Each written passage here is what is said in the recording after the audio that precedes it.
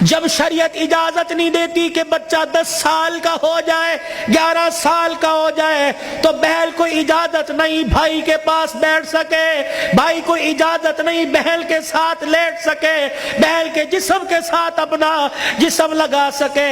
تب 11 سال کا بھائی بہن کے ساتھ جسم نہیں لگا سکتا تو تجھے محلے دار کے موٹر سائیکل پہ بیٹھ کے شہر جانے کی اجازت کس نے دی ہے؟ مولانا بشیر صاحب صحیح کہہ رہا ہوں؟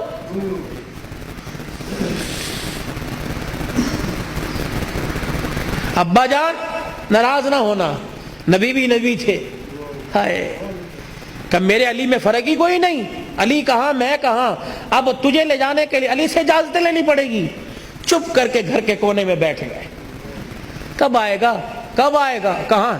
اتنی دیر میں سیدنا علی رضی اللہ عنہ نے گھر کے حجرے کا پردہ ہٹایا, ناک کی نتھے پھلائی. فاطمہ ابا آئے ہیں. علی تجھے کیسے پتہ لگا؟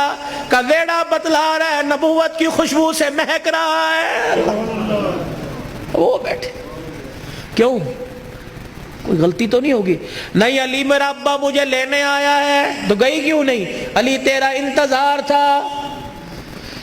فاطمہ میرا انتظار کیوں کیا؟ کہ تیرا حکم نہیں, اجازت نہیں. کہ تیرے باپ کے آگے میں کیا اجازت دوں گا؟ کہ علی بات اجازت کی نہیں, بات تیری مرضی کی نہیں. رب ذوالجلال کی قسم ہے اگر تیری اجازت کے بغیر آج چلی جاتی تو قیامت کی صبح تک میرے باپ کی نبوت والی پگڑی پہ لوگوں کی انگلیاں اٹھ جاتی.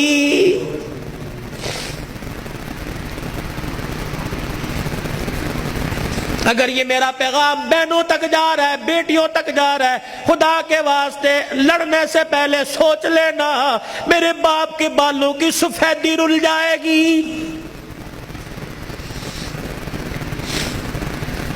گھر کے اندر زور زور سے بولو گی, محلے والے کہیں گے فلانے دی تینے ویکی تماشا لگا رکھا ہے.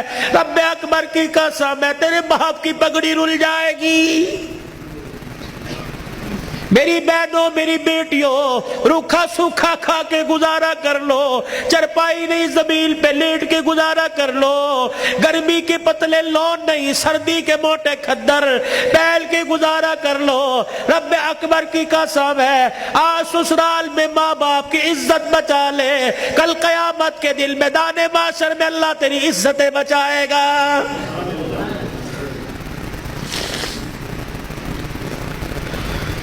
علی رضی اللہ تعالیٰ عنہ کہنے لگے جلدی جا. علی جاؤں گی صحیح لیکن جانے کا انداز کچھ اور ہوگا. کیا؟ میرا پردہ آسمان کے ستاروں سے بھی ہو جائے. تو پھر ایسی گود کے اندر حسین نہ آتا تو کون آتا؟ ایسی گود کے اندر زینب نہ آتی تو کون آتی؟ ایسی گود کے اندر حسن محسن نہ آتے تو کون آتے؟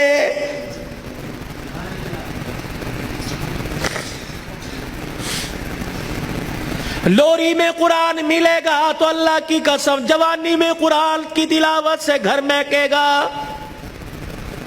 یہی وجہ ہے ہسپتال میں چلے جاؤ اللہ اکبر, مریض کے بیڈ کے سرانے دوائیں ملیں گی, فروٹ ملیں گے, جوس ملیں گے. ابے کی ناک میں نلکی لگی ہوئی ہے, اماں کو آکسیجن لگی ہوئی ہے. ہر کوئی آ رہا ہے, کوئی تکیے کے نیچے پیسے رکھ رہا ہے, ہر کوئی آ رہا ہے جوس لے کے آؤں, ہر کوئی آ رہا ہے فروٹ لے کے آؤں. مرنے والا آنکھوں کی اینیوں سے آنسو نکال نکال کے کہہ رہا ہے او لوگوں مجھے جوس کی ضرورت کوئی نہیں, مجھے فروٹ کی ضرورت نہیں, اس وقت تو مجھے قرآن کی تلاوت کی ضرورت ہے. قرآن سناؤ مجھے کوئی آگے بڑھ کے.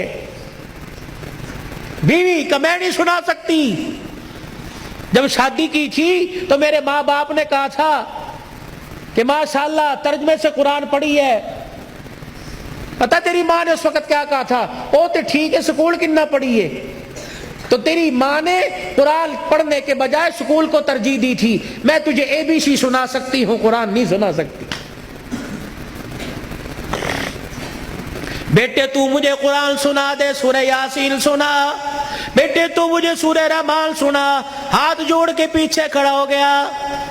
اور تو نے قرآن نہیں پڑھا؟ نہیں ابا جی. کیوں؟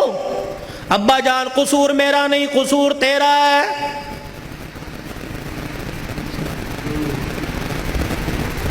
تم نے کہا تھا 2 گھنٹے بولنا ہے تو گھنٹے میں ٹپ ٹپ ہونا شروع ہو گیا بھائی. پانی تو چھوڑو. درود شریف پڑھو, درود شریف پڑھ کے ساؤنڈ کو ہدیہ کرو. انسان کی روزی اللہ برکت دے بھائی اس کے اندر.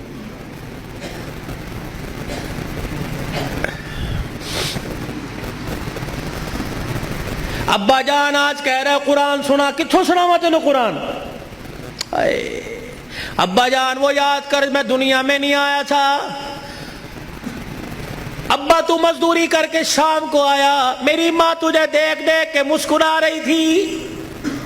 تو نے میری ماں سے کہا تھا خیر ہوئے, آج کیوں ہنس رہی ہے؟ اللہ اکبر. تو نے کہا رات نہیں, میری ماں نے کہا رات کو بتاؤں گی.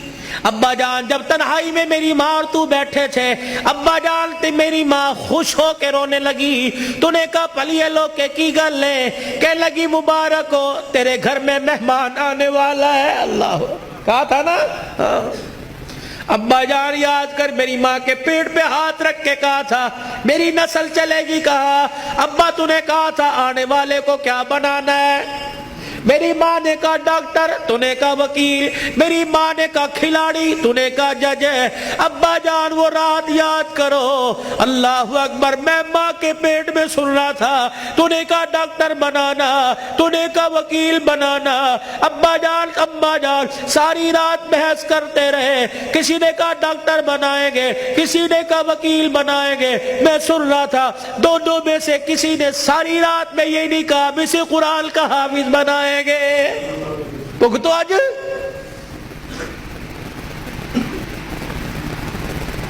بتاؤ ڈاکٹری کام آئی, وکالت کام آئی, کیا کام آ رہا ہے؟ ابا جان 9 مہینے کے بعد میں دنیا میں آیا, تجھے تیری سفید داڑھی کا حیا نہ آیا. ابا جان تو نے بھی تالیاں بجا بجا کے میرا استقبال کیا. تم سارے ہنس رہے تھے, میں رو رہا تھا اپنے اور تمہارے نصیبے پر. میں رو رو کے کہہ رہا تھا ظالمو مجھے گانا نہ سناؤ, مجھے قرآن کی تلاوت سناؤ.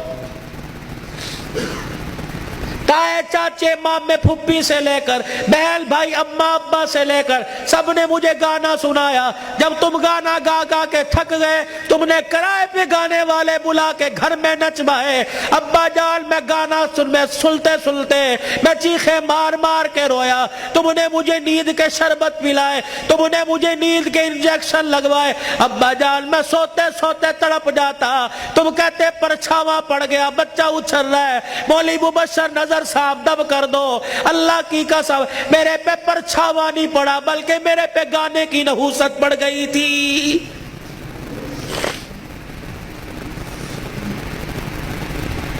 اتنا سا میں اسکول کا بیگ لے کے گھر سے نکلتا, گانے کی آواز سن کے نکلتا. 10 گھنٹے بعد 8 گھنٹے بعد گھر آتا, آتے مجھے گانے کی آواز ملتی. روٹی پکاتے ہوئے ماں گانا سنا کرتی, آٹا گولتے ہوئے گانا سنا کرتی, جھاڑو دیتے ہوئے گانا سنا کرتی. اما جان تم نے خالی کنویں کے اندر اتنا گانا بھر دیا کہ میری غذا قرآن نہیں گانا بن گئی. ابا ہاتھ جوڑ کے میں عرض کرتا ہوں کہ 25 سال کی عمر میں اور تمہارے 55 سال کی عمر میں تمہیں قرآن نہیں سنا سکتا بلکہ گانا ہی سنا سکتا ہوں. میں کہاں سے لاؤں وہ لال جو فاطمہ کی گود میں آیا تھا اور سیدہ فاطمہ الزہرا نے سینے سے لگایا اور سینے سے لگا کر بیٹے کو دودھ پلا کے مسکرا کے قرآن سنایا اور دل کی دنیا میں کہا اس قرآن کی قیمت کیا ادا کرے گا, اس مسکرانے کی قیمت کیا ادا کرے گا, اس گود کی قیمت کیا لگائے گا. تو حضرت حسین نے مسکرا کے ماں کی طرف دیکھا کہ اماں تو نے مجھے گود میں قرآن سنایا, انشاءاللہ میں کل کربلا کے میدان میں تجھے نیزے کی نوک پہ چڑھ کے اللہ کا قرآن سناؤں گا.